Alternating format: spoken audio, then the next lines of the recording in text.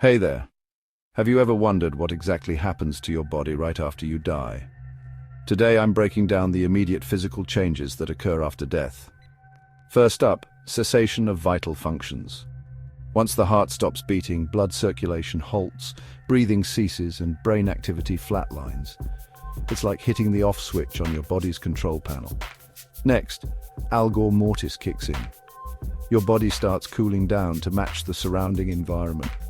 It can take several hours for the body to fully cool, depending on the ambient temperature. And then there's rigor mortis.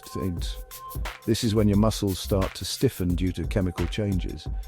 It begins with the smaller muscles like those in your face, and then progresses to larger muscle groups. Imagine your body slowly turning into a stiff board.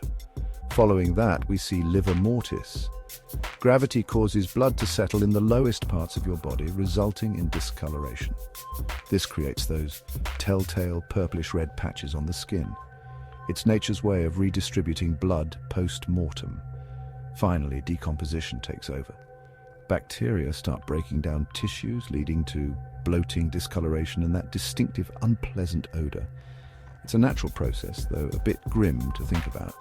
So there you have it. The immediate physical changes after death are a fascinating mix of biology and chemistry at work. It's a reminder of the intricate processes that keep us ticking and what happens when they stop. Thanks for watching, and if you found this video interesting, make sure to like and subscribe for more intriguing content. Catch you next time.